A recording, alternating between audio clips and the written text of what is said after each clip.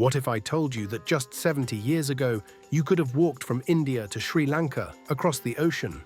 No boat, no plane, just your feet and 48 kilometers of shallow water barely covering an ancient limestone bridge.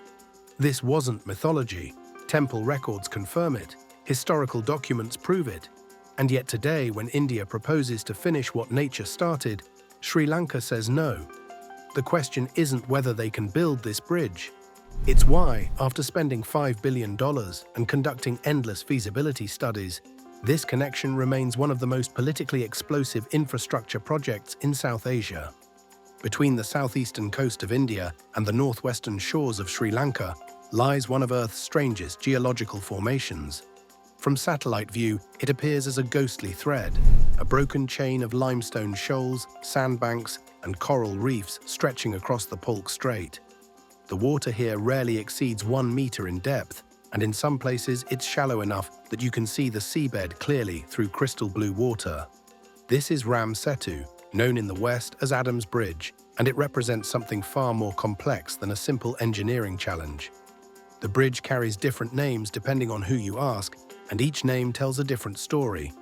Hindus call it Ram Setu, referencing the ancient Sanskrit epic Ramayana, where Lord Rama and his army of Vanaras constructed a bridge to rescue his wife Sita from the demon king Ravana in Lanka. Muslims in the region know it as Adam's Bridge, believing the biblical Adam crossed this path from Sri Lanka's Adam's Peak to mainland India after his expulsion from paradise. Persian navigators referred to it as Setu Bandai, meaning Bridge of the Sea. But regardless of what you call it, one fact remains undisputed. This wasn't always underwater. Here's where the story gets fascinating. Temple records from Ramathaswamy suggest that Ram Setu was completely above sea level until 1480.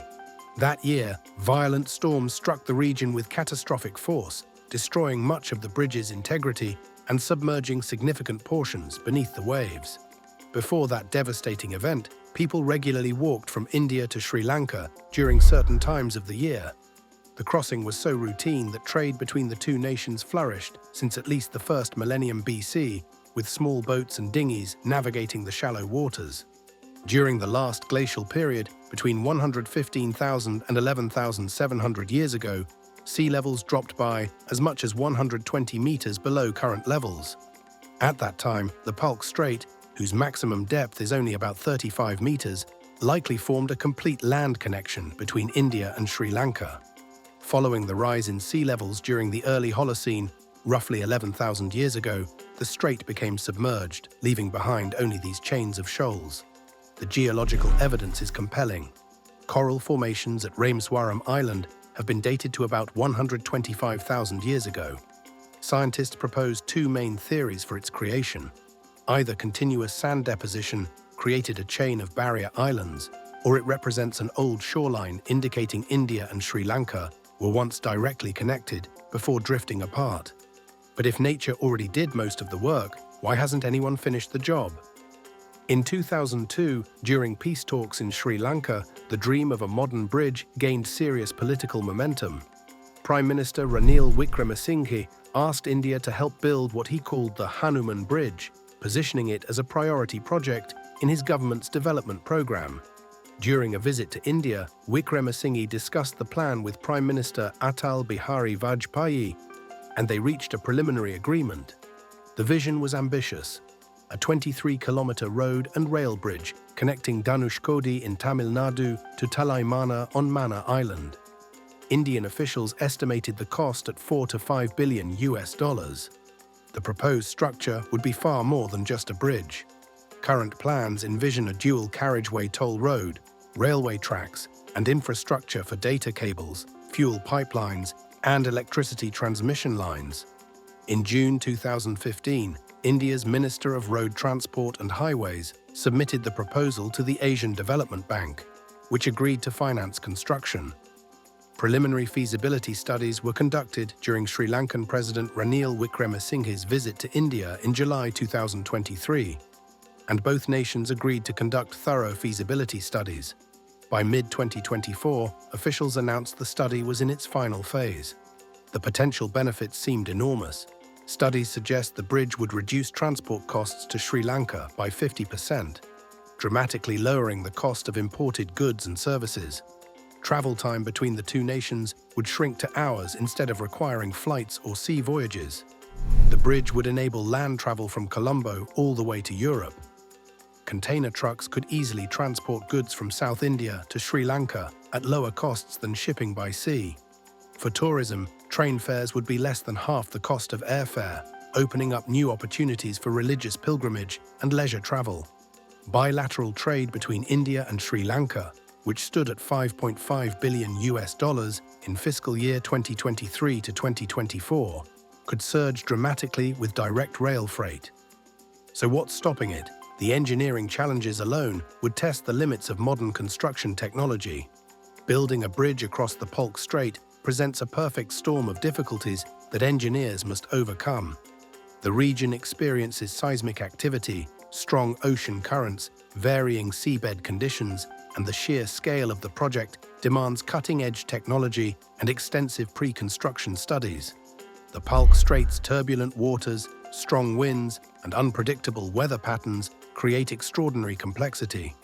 The region's susceptibility to cyclones and seismic activity necessitates careful planning and robust design. But wait, there's more to worry about.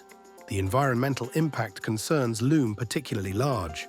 The Palk Strait and Gulf of Mannar are home to extraordinarily rich marine biodiversity. The Gulf of Mannar Marine Biosphere Reserve, established in 1989, was the first marine protected area declared in South and Southeast Asia. These waters contain 117 species of coral, over 450 species of fish, including 4 seahorses, 160 bird species, 641 species of crustacean, 4 sea turtles, and 11 mangrove species.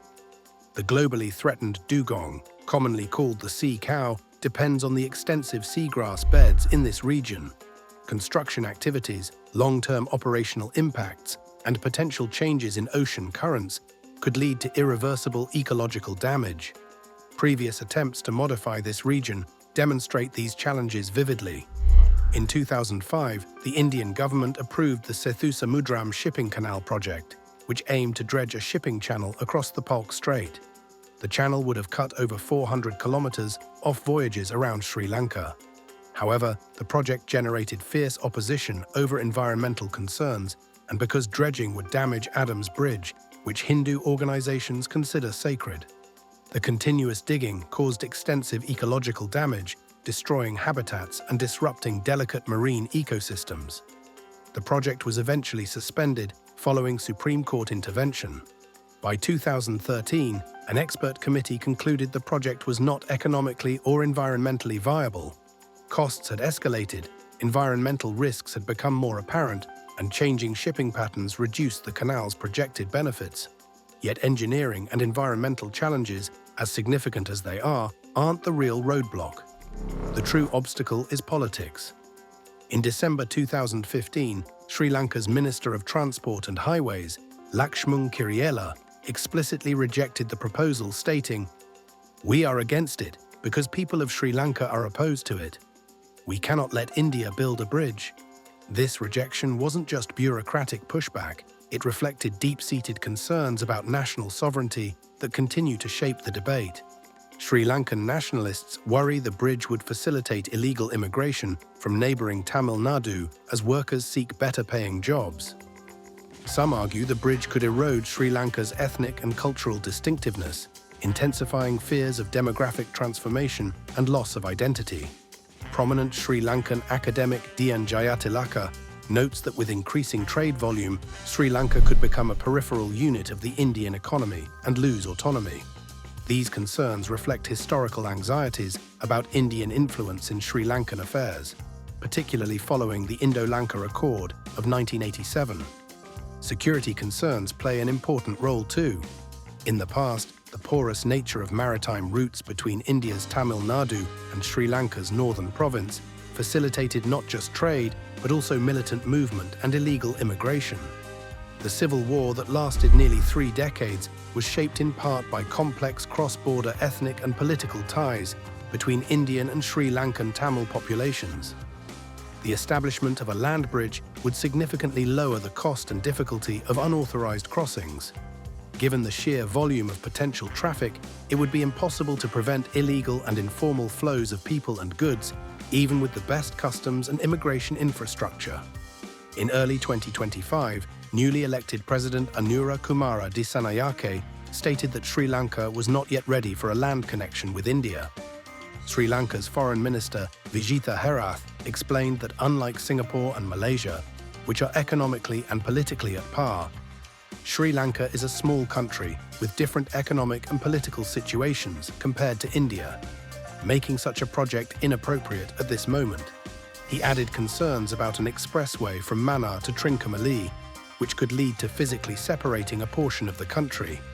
This position reflects careful navigation between competing influences from India, China, and other global powers. China has heavily invested in Sri Lankan infrastructure, with the China Merchants Port Holdings Company controlling an 85% stake in the Colombo International Container Terminal and an 85% stake in Hambantota Port with a 99-year lease. China's total investments in Sri Lanka exceed $2 billion, making it the single largest foreign investor in the island nation. India views the bridge as strategic infrastructure that could boost regional trade and counter Chinese influence. Sri Lanka sees potential economic benefits but fears becoming too dependent on its giant neighbor. The contrast with smaller connectivity projects is telling. A ferry service between India and Sri Lanka was launched with great promise but has faced repeated delays and suspensions. Building a bridge isn't just about steel, concrete, and transportation costs. It's about identity, sovereignty, and the invisible lines that define where one nation ends and another begins. Sometimes the most difficult bridges to build aren't the ones that cross water. They're the ones that cross history, politics, and fear.